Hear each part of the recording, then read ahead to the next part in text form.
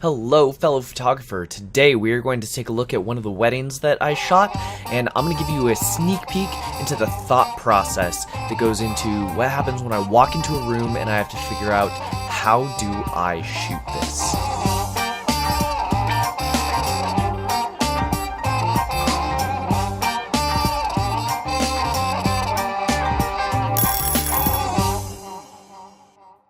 Hi, I'm Ben Lucas of Nom Creative, and let's dive right in. So today we are taking a look at a couple of photos that I picked from a wedding that I'm editing as we speak, and I wanted to give you the inside look onto the thought process of what happens when I actually walk into the room and decide, alright, this is what I have to work with, what do we do now? So let's take a look at these here. There will be a couple other tips and tricks as well throughout this video. Today's a real quick one. Let's take a look.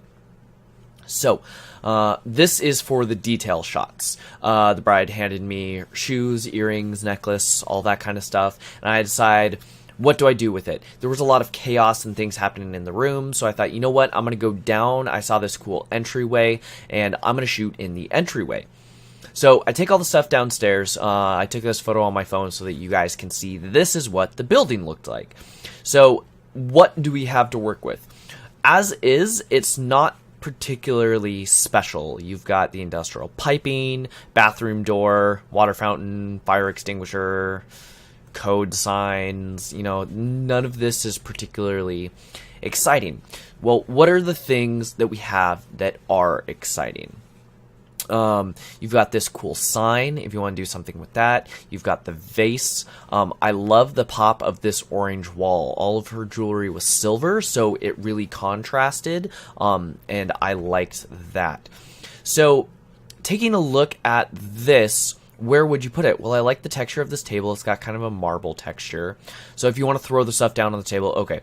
But now, instead of just shooting straight down and getting nothing but marble texture, I mean, you can do that as well, but you want options. So what else can you do with this? Well, if you shoot standing here, shooting in this direction from the front door, you're getting bathroom and water fountain, and that's no good. If you stand over here shooting back, then you're just going to get blown out highlight. Like, you can do a cool backlit effect, but you're getting people walking through all the glass doors and everything. That's no good either. So if you're to shoot this way, going this direction, you get a beige wall, which could work. You also get the fire extinguisher and all of that junk. So I decided I'm going to stand right here and shoot this way from the right to left in this photo. And then here is the photo that I got from that. So, cropping is very important. You crop out all of the extraneous details, and so what you are left with is this kind of Italian villa looking thing. You have the warm tones that contrast. You've got the nice slate here. You've got the cool vase, but all of the focus is on the shoes and jewelry. So that's kind of what went through my head all in a lightning split instant. I walk into this room and decide, what am I going to do? How am I going to do this? So there's the photo that I got from it. There is another photo of the jewelry. All right, so let's take a look at the getting ready room. So I took this 360 photo here. So this shows you what the room looks like. So you've got brick, you've got blank wall, tons of industrial stuff that you've got to crop out, more blank wall along with their getting ready area. Back there was a mess where the catering was, and then blank wall with purse hooks.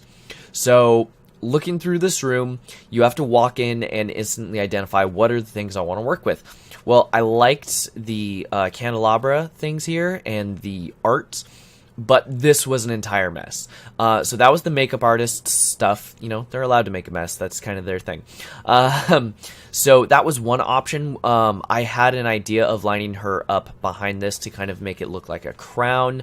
We didn't have enough time to do that shot the morning of. But looking throughout the rest of the room, you don't really have a lot of options. But the first thing that came to mind that I saw was this beautiful brick with all the symmetrical windows in it.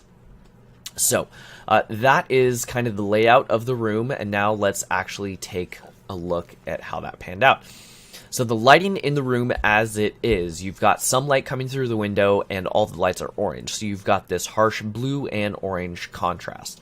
The orange light's not particularly flattering, one for her skin tone, or two, you see the raccoon eyes, the cheeks. It's this photo has not been touched up yet. It will be for the album.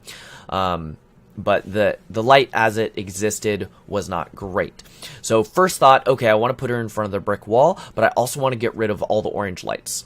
So any lights in the photo I like being on. So I kept that lamp on, but I turned off all the overhead. So I set my exposure here so that it would keep all of the highlight detail in her skin here. So we're not going to lose any of that coming through the window. So I turned off my lights, I got my exposure. This is photo number 1. And then this one, I believe I was bouncing off that white wall with the purse hooks on it. So then we got this cool, and I'll brighten this up a little bit or darken this down either way. Again, this hasn't been edited yet. But now you're getting flattering light both in skin color, skin tone, and the actual light falling on her. And then here is kind of a close-up of that. I lowered my exposure just a little bit and added a little more flash power to this one so that I could get a little bit more drama, a little bit more carving the shadow detail into the face. This hasn't been touched up yet. I think it's really pretty portrait. Okay, on to the reception. So we were shooting these cupcake details. So this is the light as it exists in the room. I'm not a particular fan of the color of the room. I'm not a particular fan of just these dead black zones of where the frosting is and it's not reflecting any light. We should see some of the detail of that frosting. These and color, these should look appetizing. So what did I do? Well, I will show you. I pulled out my phone and I turned on the light for my phone, and I just held it like this as I was taking the photo and aimed it at the cupcakes. So let's take a look at those. So that is the photo that I got from it. So comparing these two photos, what is more appetizing?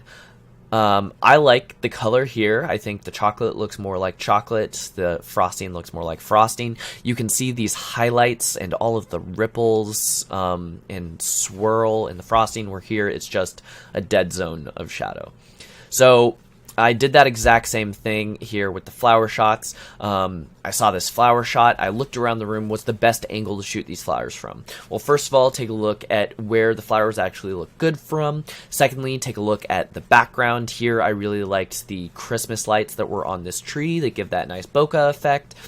And so I set my exposure for the background so I could get that dark, moody, Christmas nighttime look, since it was at night.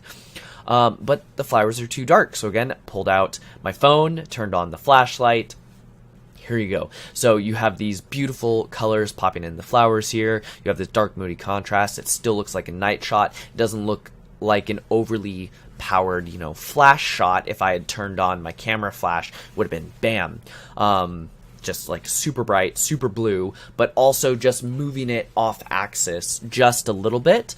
Helps take away some of the, hey, yeah, this was shot with flash and now it's just a pretty photo. So there are some of the photos from the wedding that I'm working on. When I walked into the room, what thought process did I go through to actually make these photos happen, and then some of the finished results. So I do hope you enjoyed this video. If you did, be sure to give it a like, subscribe if you found this useful and you want to see future video content. I am trying to direct this channel more towards photography tutorials. So if you're a photographer, whether you're beginning or advanced, I will be covering it all. I know this is a little bit more of a beginner situation where a seasoned pro walks into a room and they can immediately see the 14 things that they have to work with.